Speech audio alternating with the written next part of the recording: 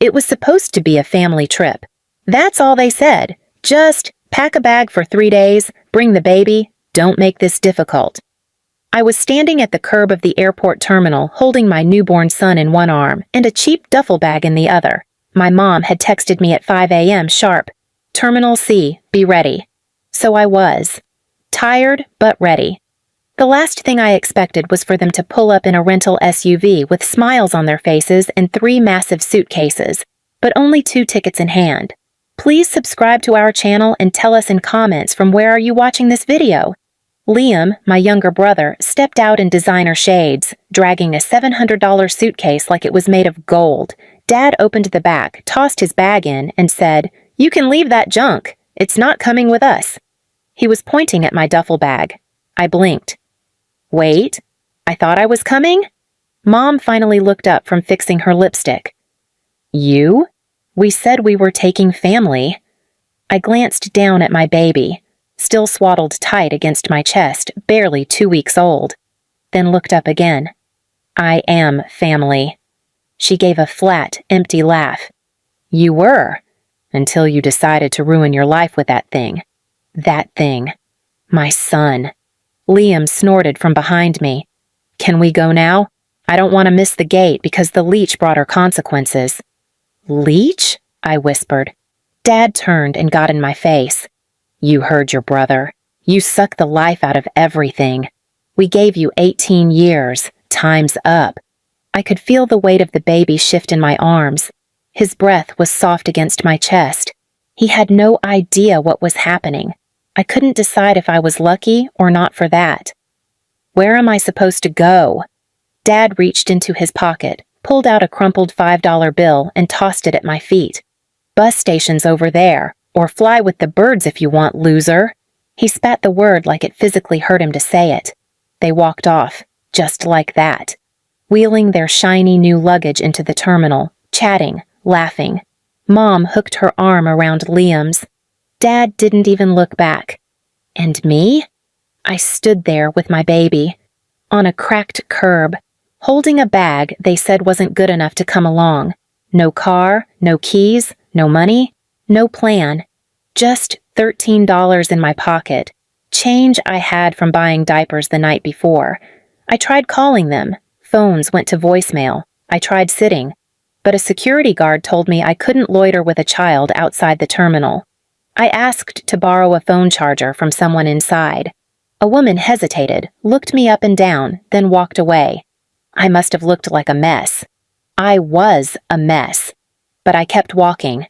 I found an empty chair near a vending machine, slid into it, and cradled my son. He whimpered once and then fell asleep again. I watched people rush past with passports, neck pillows, excitement. No one saw me. No one asked. I sat there for 6 hours. And then another, 3.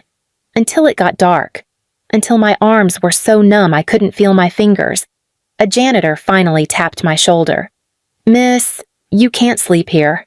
I nodded, and that's when I stood up, shifted my son to my other arm, and decided if no one was coming for me, not a dad, not a mom, not a brother, then I would become the person I needed, one step at a time, and they would regret it. Every last one. The first night was the hardest. I walked out of the terminal, my newborn pressed tight against me, and the cold air hit my skin like knives. Streetlights flickered across the empty drop-off lanes. Cars zoomed past, their taillights glowing red, none of them stopping. I ended up sitting at the far end of the airport parking lot. My duffel bag under me, my son in my arms. I counted the $13 in my pocket over and over like maybe, if I stared hard enough, it would multiply. It didn't. I fed him the last formula bottle I had, whispering, "It's okay, baby, Mama's here." I wasn't sure if I was reassuring him or myself. By morning, I was dizzy from hunger and lack of sleep. I'd kept him wrapped against me the entire night, terrified the cold would hurt him. My body ached, my lips cracked. But when he stirred and yawned, I realized something. He was alive because I fought to keep him warm, and that was enough for me to stand up again. The next few weeks blurred together like one endless day. I learned the rhythm of the city outside the airport, which coffee shop workers looked the other way if I sat in a corner, which janitors would slip me an extra sandwich, which bus stops gave a bit of shelter when rain poured sideways. One afternoon, I found a women's shelter 3 miles from the airport. They gave me a cot and a small space in a shared room. It wasn't much, but to me, it was a palace. 4 walls, a roof, a crib made of old wood. I cried the first night my baby slept in it. At the shelter, I met a volunteer named Claire. She was older, maybe late 40s, with tired eyes that looked like they'd seen too much pain. She didn't ask questions at first, just handed me pamphlets about local food banks, daycare programs, and job postings. When I finally told her my parents had abandoned me at the airport, her jaw tightened. "They'll regret it one day," she said simply. "People like that always do." I didn't believe her at the time, but her words stuck. I started working odd jobs, cleaning offices at night while my son slept at daycare, folding laundry at a hotel, stocking shelves at a dollar store. Anything that paid under the table, anything that kept food in his stomach. It wasn't easy. My feet bled from cheap shoes. My back throbbed from carrying boxes. There were nights I collapsed on the shelter cot with tears burning down my face. But every morning, when he reached for me with tiny fists and gurgled his first attempts at laughter, I knew I couldn't stop. And slowly, painfully, I built something. 3 months later, I had enough saved for a rented room in a crumbling apartment building. 1 window, peeling paint, a neighbor who blasted music at 2 a.m. But it was mine, my baby's first real home. I tacked a calendar on the wall and started marking days. Each X meant another shift survived, another rent payment scraped together, another month where we didn't give up. Meanwhile, my parents' lives carried on like nothing happened. I knew because they made sure to post about it. Photos of Liam with his new car. Dad bragging about his brilliant son getting promoted. Mom writing captions like, "So proud of our family. Nothing can break us." Each picture felt like salt rubbed into wounds that hadn't healed. They had erased me, pretended I didn't exist. But what they didn't know was that I had begun writing everything down. Every insult, every abandonment, every detail. A journal filled with their cruelty, their favoritism, their laughter when they left me with nothing. At first, it was just therapy, a way to get through the nights when I wanted to scream. But over time, those pages became something else, a record, a weapon, a promise. Because one day I swore they would see me again, not as the daughter they mocked, not as the sister they left behind, but as the reckoning they never thought would come. And when that day arrived, they wouldn't just lose me. They'd lose everything they cared about. 4 years, that's how long it took. 4 years of sweat, sacrifice, and silence.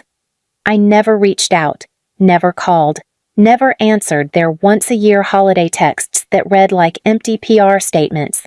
"Hope you're doing okay. Liam says hi. Your brother bought us a house. Family is such a blessing." I deleted them without reading the rest. I worked like a ghost, invisible, quiet, unstoppable. I saved every penny. I lived small.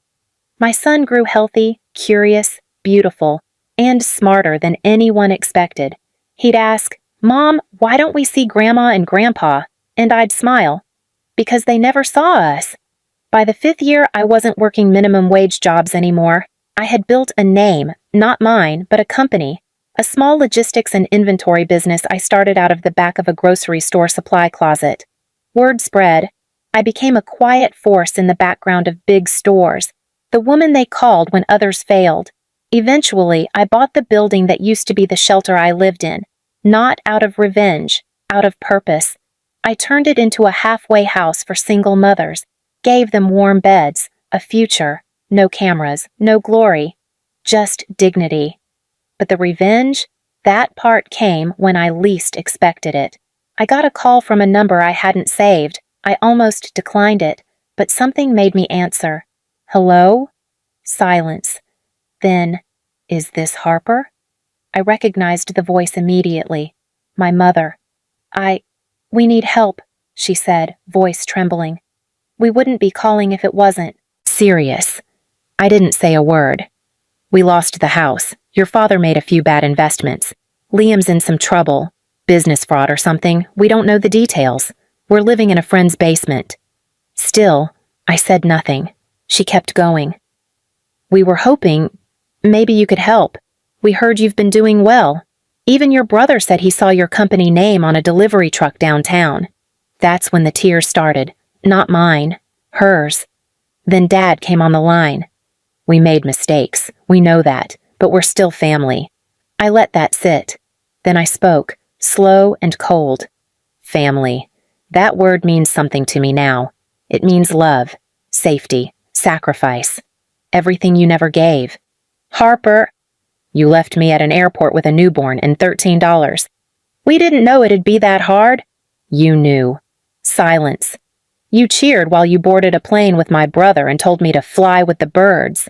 You laughed when I begged. You didn't even look back. I hung up. They tried again, emails, calls, a handwritten letter. I never replied. But I did send something, a package. Inside, it was a single item, a framed photo. It was taken the day before. My son and I, standing in front of our new home, a quiet estate on a hill. He was laughing. I was holding the keys. There was a note underneath. This is what $13 and a little dignity built. You can't have any of it. They never contacted me again, but I heard through someone that Liam's in jail now. Dad works part-time at a hardware store. Mom sells handmade candles online and leaves reviews on her own page to pretend people care. And me? I teach my son that real family doesn't abandon you when you're at your weakest. Real family stays in the cold when you're freezing. Real family doesn't fly away. They fight. They survive. And sometimes they rise so high the birds have to look up to see them. Please subscribe to our channel and tell us in comments from where are you watching this video.